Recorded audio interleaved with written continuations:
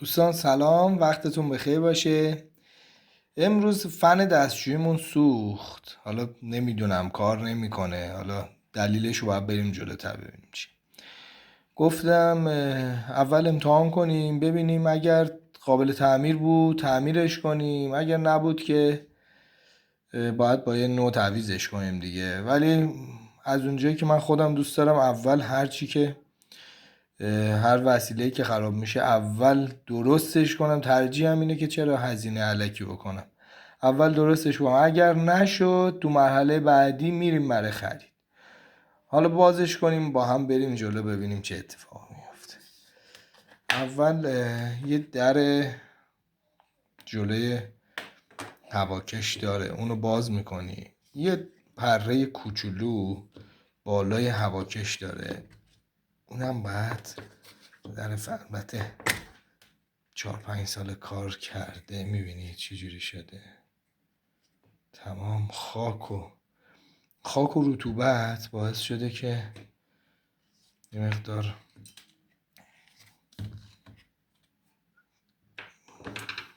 خشکی و گرد و خاک همه جاشو بگیره. 2 پیچ ریز بالا داره، اون 2 پیچشو باز میکنی.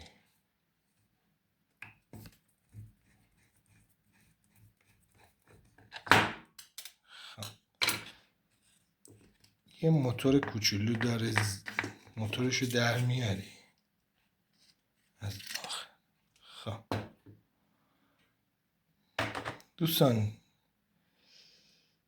اتفاقی که افتاده، ببین اول چیزایی که باید دقت کنیم، یه این سیمپیچ رو دقت میکنیم، میبینی سیمپیچش قشنگ رنگ مسش معلومه. خب رنگ مسش میبینید، رنگ مسش تمیزه. یعنی چی؟ یعنی اینکه سوختگی نداره. فقط یه ذره چیزی که احساس ما، این شفت داخلش سفته. خب این شفت نباید انقدر سفت باشه. اتفاقی که افتاده، اگر ببین سیمپیچ وقتی نسوخته، احتمال این که این شفت سفت شده باشه و به قول گفتنی قفل کرده باشه زیاد. ما حالا با یه کار خیلی راحت میتونیم مشکل اینو حل کنیم. این احتیاج به یه اسپری هست، اسپری روانکاری WD-40. از این فقط کافیه یه مقدار یه ذره اینجا میزنی، یه ذره همین. حالا روی اونم بخوره هیچ اتفاقی نمیفته. یه مقدارم داخل خود شفته میزنی. خب میذاریم یه چند ثانیه بمون. بعد از اون طرفشم دوباره همین کارو میکنیم، داخلش یه مقدار از این اسپری میزنیم. خب چند ثانیه میذاریم بمونه تا این یه مقدار اون حالت گرد و خاک و اون قفلیشو از بین بره. یه چند لحظه صبر میکنیم، بعد ادامه فیلم. خب دوستان، من به اندازه 10 دقیقه بهش تایم دادم که این شفتش یه مقدار اون اسپری روش تاثیر بذاره و حالت به قول گفتنی اون گرد و خاکی که داخلش باعث شد گیر پاچ کنه این شفته، اون از بین بره. حالا تو مرحله بعدی باید 2 کار بکنیم. اگر روون بود، این شفت رو میبینی سفته، بازی نمیکنه، خشکه، میبینی این از داخل باعث شده این قفل کرده. خب کاری که باید بکنیم تو این مرحله، با حالا هر چی داشتیم، با یه سیمچینی، با یه پیشگوشتی، با هرچی دم دستتون بود، یه چند تا تقه روی این شفت میزنی. اینو آزاد ولش کنه، اصطلاحاً باید ول کنه، باید خیلی با سرعت زیادی بچرخی. یه چند تا میزنیم. خب که این ول کنه. خب این باید جوری باشه که یعنی عین فرفره بچرخه. خب اولش خیلی خوش بود، یعنی با زور میچرخید، ولی الان وقتی ول میکنه باید خیلی سریع بچرخه. میبینی الان سفته، باید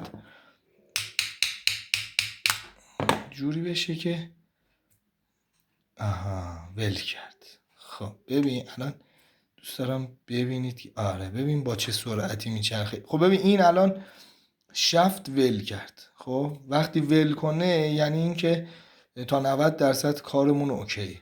حالا برای اینکه این اسپری که استفاده کردیم داخلش بنزین داره، یه حالت تینر مانند داره. برای اینکه خدا نکنه اتصالی نکنه یا اتفاق بدی نیفته، اول با یه سشوار داخلش این حالت اسپری و اون بنزین، حالت بنزین مانندی که داخلش رفته برای روانکاری، اونو اول با یه سشوار میگیرم.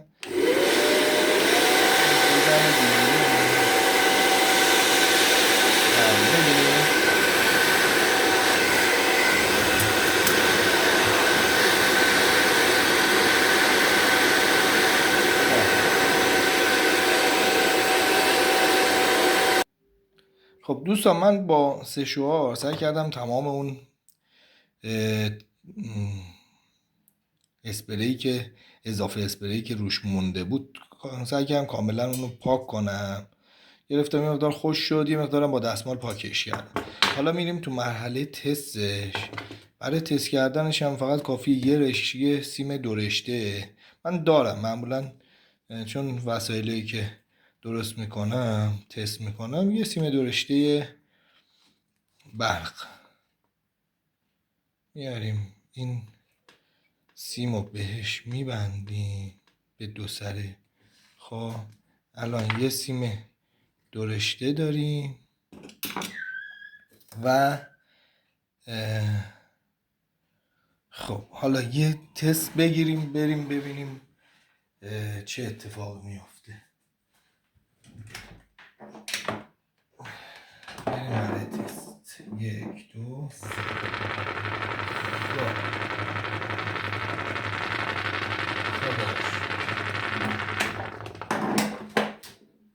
خب دوستان دیدید که خدا رو شکر موتورش زنده شد. خب یعنی این که ما از یه هزینه الکی نجات پیدا کردیم. حالا بریم برای تمیزکاری و بستنش. خب بریم برای تمیزکاری. برای خود من هیچ حسی شیرین‌تر از این نیست که یه چیزی که از کار افتاده و به قول گفتنی میخواد دیگه بره تو سطل زباله، اونو به چرخه برمیگردونم، واقعا برام لذت بخشه. خب این از این فرچه ها من هم با از مسواک میتونید استفاده کنید، هم از این فرچه های سیمی. حالا اون دیگه به سلیقه خودتونه. اینم قیمتی نداره، فکر کنم 3 تاشو خریدم 30 تومن، قیمتی نداره. حالا یه با مسواکم این تیم پیچشم تمیز میکنی. یه دونه دیگه اینم تازه خریدم، اینم برای اینکه این درزایی که خیلی جای به جای دیگه نمیره، اتفاقا اصلا انگار برای همین به درد میخوره. تا حالا استفاده نکرده بودم ازش. آره اینم این دوتا درزشم با این پاک میکنی. ببینید چقدر قشنگ راحت و روون میچرخه. حالا بریم جلدش هم تمیز کنیم تا بریم برای بستنش. خب دوستان 3 تا قسمت هم داره پلاستیکیه که اینا دیگه کار دستمال و فرچه و اینا نیست. من اینا رو ببرم بشورم بیارم که دیگه سرهم بندیش کنم. خب حالا رفتم اینا رو با ریکا و اسکاچ شستم. ببینید پلاستیک آخه خراب نمیشه که، نه این روز اولش. حالا بریم برای سرهم بندیش. خب اینو همون جوری که در آورده بودیم هیچ کاری نداره. یه محفظه داره برای این سیم است. سیمو از این محفظه رد باید بکنی.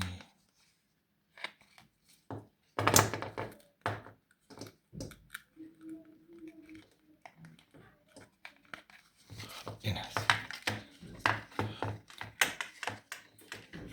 اینم سر جای خودش قرارش میدیم.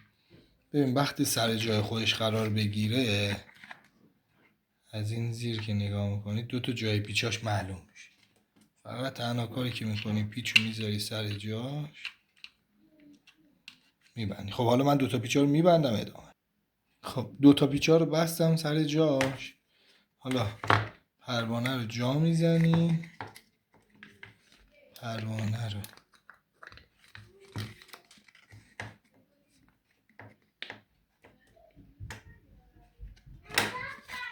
جا میزنم تا جایی هم که جا میده با دست فشار میدیم. این از این. خب روی جلدش هم بغل یه جا داره برای اینکه سیم بمونه. از ته جا میندازیم. اینجا یه تقه میده. خب جا افتاد. حالا بریم یه بار دیگه هم تستش بکنیم و بعد بریم برای بستن سر جاش. خب دوستان سربندی رو کردیم. حالا بریم یه تست آخر هم ازش بگیریم و خب این هم از تست آخر.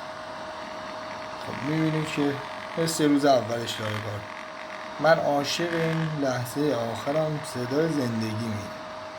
خب بریم بعدش همون دستگاه رو بریم چیزی تکون میده.